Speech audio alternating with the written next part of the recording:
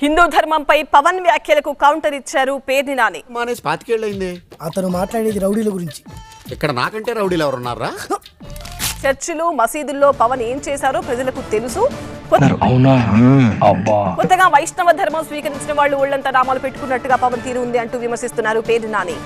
నేను ఇంద్రుణ్ణి ఏమైనా చేసుకుంటా. అయితే నేను గౌతముని రా. నేను కూడా ఏదైనా చేస్తాను.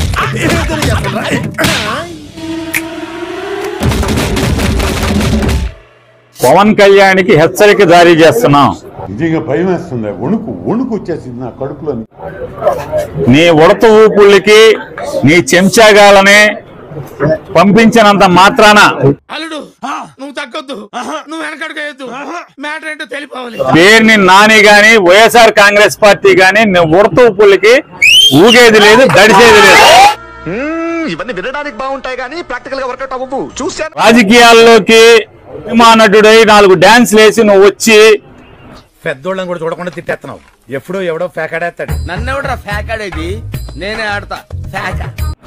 నీ ఇష్టానుసారం ఎవరిని పడితే వాళ్ళని నోటుకొచ్చినట్టు మాట్లాడచ్చు. ఆ మాట నువ్వు చెప్పకూడదు. ఎందుకు చెప్తున్నావు? ఆ మాట నువ్వు చెప్పకూడదు. నోరుకి అదుపు లేకుండా ఏది పడితే అది మాట్లాడచ్చు. ఒక అలా మతాల పరంగా రెచ్చగొట్టేటువంటి దౌర్భాగ్య నీచ రాజకీయాలు చేస్తున్నటువంటి పవన్ కళ్యాణ్ని ఎండగట్టాను. నేనుగా పాసు బీకేవులే, నువ్వే పోయావా? అది ఇదో ఒక సెక్షన్ కింద నిన్ను కూడా చేస్తాడా? నువ్వు జాగ్రత్త అయ్యో. అయ్యా గతంలో నువ్వేనా బ్యాప్టిజం తీసుకున్నావు? గతంలో నువ్వేనా బ్యాప్టిజం తీసుకున్నా అని చెప్పావు. నువ్వే కదా. నువ్వే అయితే ఇవాళ యాశాలేంటి, డ్రామాలేంటి? అంతకు ముందు యాశాలేంటి, అంతకు ముందు భాష ఏంటి, అంతకు ముందు డ్రామాలేంటి? ఇవాళ ఎవడండి బాబు ఆడిని అదమని చెప్పేసుకుంటున్నాడు. ఆయన గురించి ఆయన తెలిసినంత మనకు తెలియదు కదండి. ఒక బాధ్యతాయుతమైనటువంటి ఉప ముఖ్యమంత్రి పదవిలో ప్రభుత్వంలో ఉండి నిన్న మధ్యాహ్నం నేను ప్రశ్నిస్తే ఒక 50 మందిని పోగేసి తాగిచ్చి మా సందు మొదట్లోకి వచ్చి 4 కేకలేస్తే దొడుస్తారా? అంత సీన్ ఉందండి. కారు మీద వాళ్ళు అయితే మీ ఇంటికి మా ఇల్లు ఎంత దూరమో మా ఇంటికి మీ ఇల్లు అంతే కూడా దూరం అనేది గుర్తుపెట్టుకో.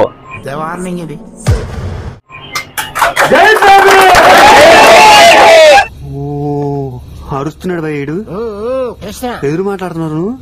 రెచ్చగొట్టి ఆర్గనైజ్ చేసి తాగిచ్చి తాగుబోతుల్ని కిరాయి రౌడీల్ని. అరే దొంగలని మీరే భలే ఒప్పుకున్నారా? పోషకాహారం లోపం ఉన్న ఆవులు అరే నీ అబ్బా నుంచి వచ్చే పాలతో తయారు చేసే నెయ్యి. ఏంటి మమ్మీ ఎవడీడు? అంటే గ్రామాల్లో అవి చాలా తింటాయి. ఆ తినొచ్చి పాలిస్తాయి. ఆ విధంగా ఆవుల నుంచి వచ్చే పాలతో తయారు చేసే నెయ్యి వల్ల అలాగే నువ్వు ఏం మాట్లాడుతున్నావురా?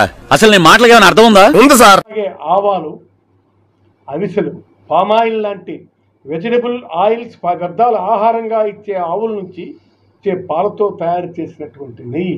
రే పిచ్చోడా, స్కూల్ పోవాల్సిన వయసులో స్కూల్కి పోకుండా మామిడి తొప్పులో దొంగకాయలు తినే ఇప్పుడు నా ప్రాణాలు. నీకు స్పాట్ నేను ఎడతాగా. జగన్మోహన్ రెడ్డి చేసినటువంటి ఈ పాపాలకి, జగన్మోహన్ రెడ్డి చేసినటువంటి ఈ దుర్మార్గానికి నేను వస్తాను బాబు. నాకు నిద్ర వస్తుందండి. దిగజారిపోయినటువంటి ఈ దిగజారుడు తనానికి ఏమన్నా శిక్ష వేస్తే ఆయనకి వేయండి కానీ రాదు.